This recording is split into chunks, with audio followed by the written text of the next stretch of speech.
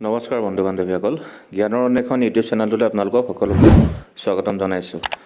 আজি আমি এই ভিডিঅ'টোৰ জৰিয়তে আজি যি হাইস্কুল শিক্ষান্ত পৰীক্ষাৰ প্ৰথমখন পেপাৰ ইংলিছ পেপাৰখন হৈ গ'ল, সেই ইংলিছ পেপাৰখনৰ যিখিনি 1 নম্বৰীয়া কুৱেশ্যন আৰু গ্ৰামাৰ আছে তাৰ ওপৰত ভিত্তি কৰি আমি আজি এই ভিডিঅ'টো নিৰ্মাণ কৰিছোঁ।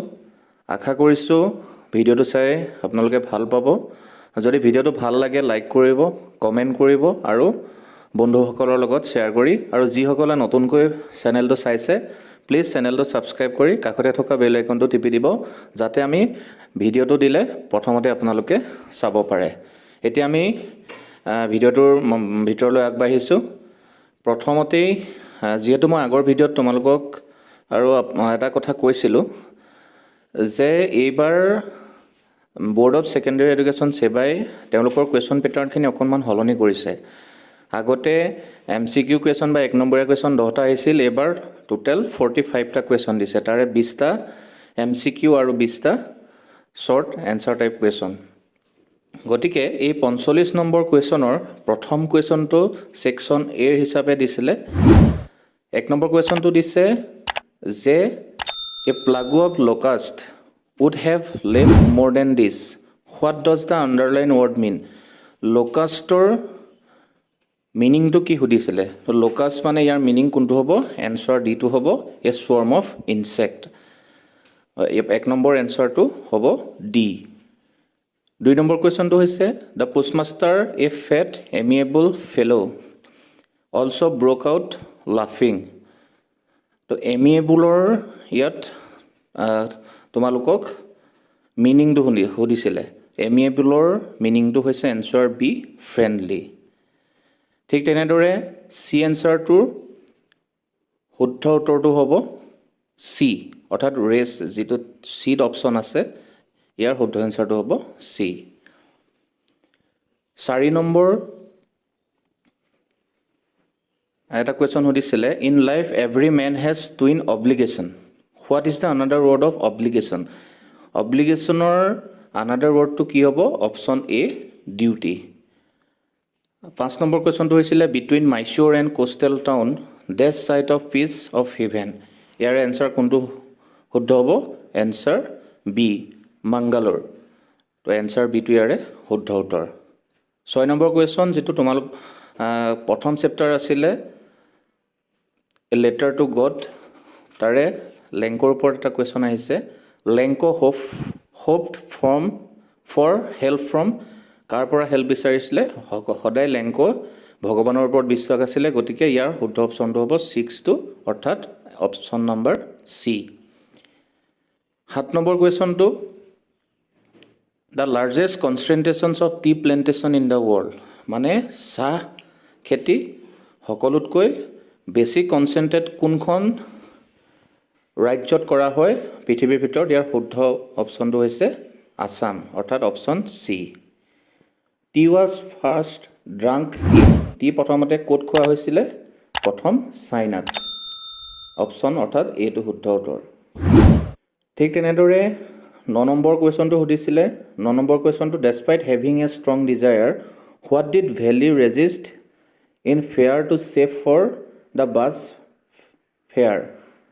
ইয়াৰ শুদ্ধ উত্তৰটো কোনটো হ'ব? ইয়াৰ শুদ্ধ উত্তৰটো হ'ব অপশ্যন এ, অৰ্থাৎ মেৰি গো ৰাউণ্ড। এইটো হ'ব ইয়াৰ শুদ্ধ উত্তৰ। ঠিক তেনেদৰে 10 নম্বৰ যিটো MCQ কুৱেশ্যন আছিলে, 10 নম্বৰ কুৱেশ্যনটো কি আছিলে?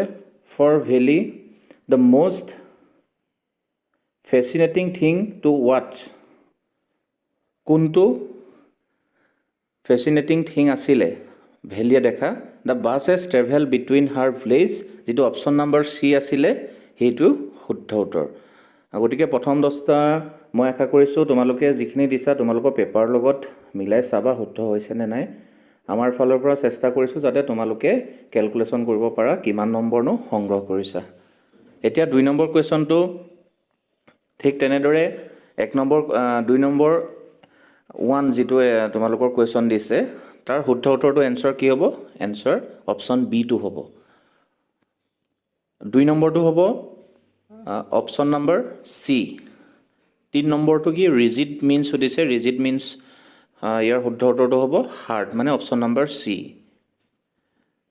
Custard was the name of a কি আছিলে কাষ্টাৰ্ড এইটো তোমালোকৰ টাইটেলটোৰ নামেই আছে তাৰ এটা ড্ৰেগনৰ নাম আছিলে কাষ্টাৰ্ড তো ইয়াৰ অপশ্যন নাম্বাৰ এইটো শুদ্ধ উত্তৰ 5 নম্বৰটো the ball poem is one of কি আছিলে পছেশ্যন বহুতে বলছ লিখিছে বলছ নহয় ইয়াৰ শুদ্ধ উত্তৰ অপশ্যনটো ডি হ'ব পছেশ্যন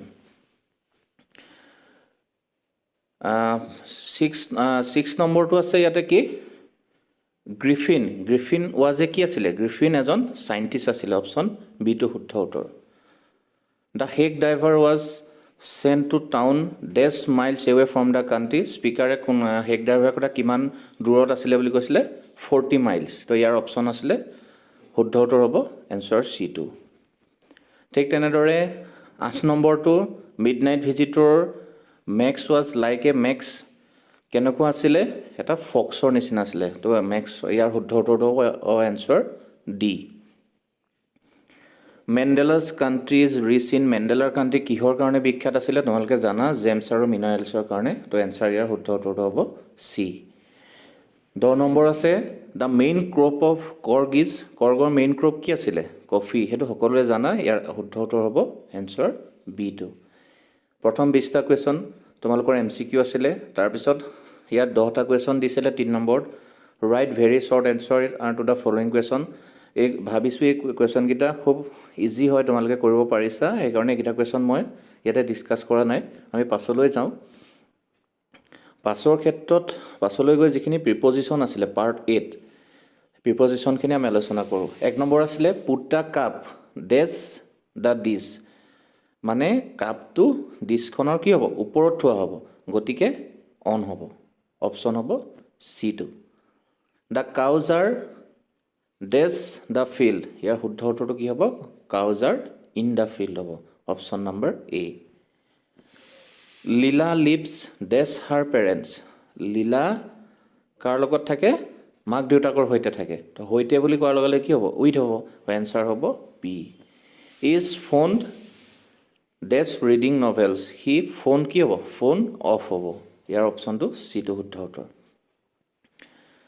দিছ সোপ ডিলছ ডেছ ষ্টেচনাৰী ইয়াৰ শুদ্ধ অপশ্যনটো কি হ'ব ইন হ'ব এই দোকানখন মানে ষ্টেচনাৰী দোকানখনৰ মানে ষ্টেচনাৰীৰ লগত কি আছে দোকানখন জড়িত হৈ আছে তো ডিলছ ইন হ'ব পাৰ্ট বিটো আছে তেনেকৈ মাই ফ্ৰেণ্ড ডেছ AMA নহয় ইয়াতে NMA হ'ব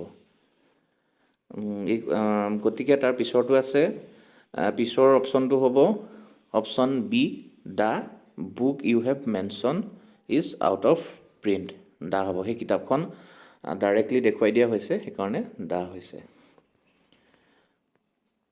8 নম্বৰটো আছে kindness is dash great virtue kindness is কি হ'ব এ গ্ৰেট ভাৰ্চু হ'ব অপশ্যন নম্বৰ ডিটো শুদ্ধ উত্তৰ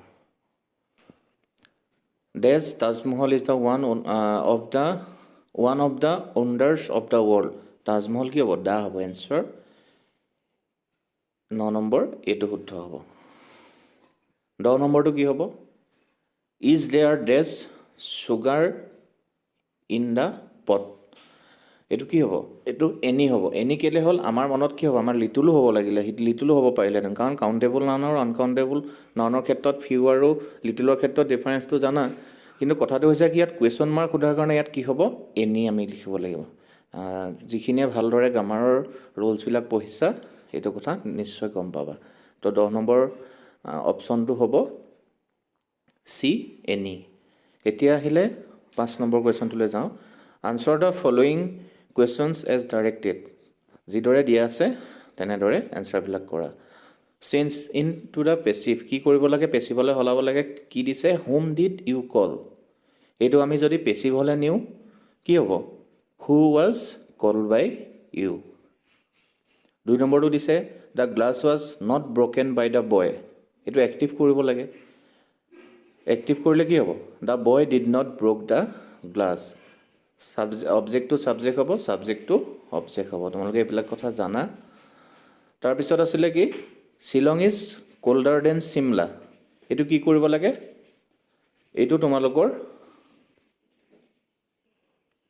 এইটো তোমালোকৰ পজিটিভ ডিগ্ৰীলৈ নিব লাগে Shillong is colder than Shimla positive ডিগ্ৰীলৈ কি হ'ব Shimla is not as cool as Shillong 4 number প্ৰশ্নটো আছে he said I can do it indirect নেচাৰলৈ নিব লাগে আমি কি কৰিব লাগিব ইনডাইৰেক্ট স্পীচলৈ নিলে he said that he could do that 5 নম্বৰটো কি হ'ব Reena asked him politely not to go home then change into direct speech মানে আমি ডাইৰেক্ট স্পীচলৈ আনিব লাগে কেনেকৈ হ'ব Reena said to him do not go home now এইকেইটাই আছিলে গ্ৰামাৰ তোমালোকৰ বাকি যিবিলাক কুৱেশ্যন আহিছে তোমালোকে মই ভাবিছোঁ তোমালোকে খুব সুন্দৰভাৱে এনচাৰ কৰিব পাৰিছা কাৰণ আউট অফ চিলেবাছ ইয়াতে এটা কুৱেশ্যনো তোমালোকৰ অহা নাই গতিকে আশা কৰিছোঁ সকলোৰে এক্সাম ভাল হৈছে এছে মই কৈছিলোঁ এছে সেইখিনি কথা কি কি চাব লাগিব দেখিছা সায়েন্স ইন